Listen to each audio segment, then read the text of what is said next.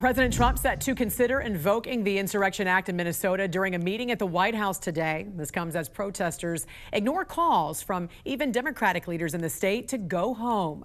And thanks for joining us. I'm Jan Jeffcoat. It's Friday, January 16th, and this morning the violent protests in Minneapolis show no signs of stopping, and Trump is set to weigh his options to get them under control. Overnight, federal immigration officers were forced to protect the ICE facility near Minneapolis, where hundreds of protesters demonstrated. We want to get right to Angela Brown at the live desk with the very latest for us right now. And Angela, every morning we're getting new videos showing all this violence and chaos. What have you learned? Well, all eyes right now, Jan, really are focused on what's going to happen with the president when he meets with Tom Homan. That could be set everything in a new direction. Tom Homan and other aides meeting today to discuss invoking the Insurrection Act in Minneapolis. Now, last summer, the president threatened to do the same thing, to invoke it in L.A. during the anti-ICE protests, but stopped short of doing it. Well, I'm not going to get ahead of the president on that, but it's certainly an option, a viable option. So actually, I'll be meeting with the president tomorrow. So, you know, I think it's something that needs to be on the table, because this cannot continue. There is going to be more bloodshed, I'm telling you. Well, the possibility of using the Insurrection Act comes after weeks of boiling tension between federal agents and protesters. If the act were to be invoked, it would give the president the power to send troops into states to restore order. Those armed forces could make arrests. They could also conduct searches, while others in the president's circle apparently saying they could be used to protect federal buildings and carry out immigration enforcement. The last time this was used was back in the 90s during the L.A. riots. It was scenes like this one that happened over the past 24 hours that people are really talking about right now. During the day, protesters faced off with ICE officers outside of a federal building in Minneapolis. As the day turned into night, tensions ramped up right between the crowd and also federal agents. Protesters were seen banging and hitting ICE vehicles as they drove by. Agents responded with tear gas and some percussion grenades, forcing the crowd to move across the street. Now, the president is expected to meet with his team later today at the White House about their next move in Minnesota. We're going to stay on top of this, Jan, all morning and bring you any updates right here at the live desk. This is the National News Desk, America's News Now. Thank you for joining us tonight. I'm Didi Gatton, and we begin with President Trump's crime crackdown continuing tonight in Chicago and Portland as he debates using the Insurrection Act. We start tonight with team coverage. Our Victor Park is on the ground in Portland after Secretary Kristi Noem visited the ICE facility that's been the scene of several protests and arrests. Then the Fact Check team breaks down the federal and local battle over Portland's crime. But first, Ryan Smith at the live desk with the escalation that is currently happening, Ryan, in Chicago.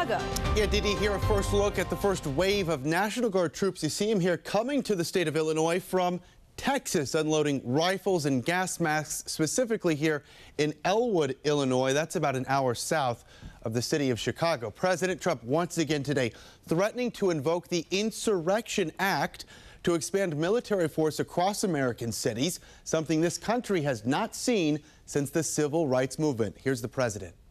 If you look at Chicago, Chicago's a great city where there's a lot of crime. And if the governor can't do the job, we'll do the job. It's all very simple. Now let's take you out live over here, the skyline tonight over the city of Chicago. But the city and the state of Illinois have already sued the White House over this. A federal judge is giving the White House until the end of tomorrow to specifically explain why she should not block National Guard troop deployments to Illinois. Here's Chicago's mayor a few hours ago today. They won't have policing powers. We know that. They can't arrest. So whatever their order is, I believe this is what the judge is asking for. What will be the specific? Make the case first, and then what would be the specific assignments? We'll see what comes out of that ruling possibly tomorrow. We do know, however, tonight that these Guard members right here will receive crowd control and legal training ahead of any specific assignments there in Illinois. Continuing our coverage, President Trump announcing today via True Social he will invoke the Insurrection Act if Minnesota politicians, quote, don't obey the law. The rarely used law gives the president authority to deploy the military without congressional approval. The National News Desk, Jeff Harris, joins us to break it all down. And Jeff, we know thousands of federal agents have already been sent to Minnesota. You spoke with legal experts tonight. What are the chances this law takes effect? So I'm told if tensions continue to rise in Minneapolis, which on Wednesday saw its second ICE-involved shooting in the span of a week, there is a chance President Trump signs off on the insurrection Insurrection Act sending military troops into the city, something that has not happened in the United States in over 30 years. On Thursday, President Trump taking to Truth Social, delivering a blunt message to Minnesota. Obey the law and stop attacking federal agents, or he will invoke the Insurrection Act. He certainly has the constitutional authority to utilize that. My hope is that this leadership team in Minnesota will start to work with us to get criminals off the streets. Following Trump's threat, Minnesota Governor Tim Walz making a direct appeal to the president, writing on X, quote, "Let's turn the temperature down, stop the campaign of retribution. This is not who we are." Your civil rights are being infringed upon by CBP and ICE, and then they want to call in troops on top of that, not to protect your civil rights, but claiming that they're protecting CBP and ICE. The Insurrection Act allows the president to deploy the U.S. military without prior congressional approval, a law former federal prosecutor Nima Rahmani tells us Trump has the authority to use. And it can be invoked when there is a rebellion against the authority of the United States or the president is otherwise unable to enforce federal law. Trump has threatened to invoke the act multiple times in the past, including during his first term in 2020 in response to the George Floyd protests, and multiple times in 2025, most recently in Chicago and Portland. Those protests also centered around ICE enforcement. If ICE and other federal agents are being attacked, this is something the president may actually do despite threatening it earlier. Now, the threat comes following two ICE-involved shootings in Minneapolis. The first, January 7th, when an ICE agent shot and killed 37-year-old Renee Good. No! Officials claiming she weaponized her vehicle and tried to run over the agent, but also as protests continue across the city. Footage capturing fireworks being launched at law enforcement. And independent journalist Nick Sorter filming who he calls rioters breaking into a federal vehicle and stealing a rifle. Almost there.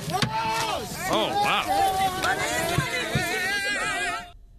Now take a look here. According to the Brennan Center for Justice, the Insurrection Act has been invoked 30 times in the past, including by Presidents H.W. Bush, Lyndon B. Johnson, and President Eisenhower. The most recent time back in 1992 during the L.A. riots. We're told the law can be challenged in federal court, which Minnesota's Attorney General says he would do if in fact it was invoked. But Rahmani says he doesn't see a federal judge stopping the deployment of U.S. troops.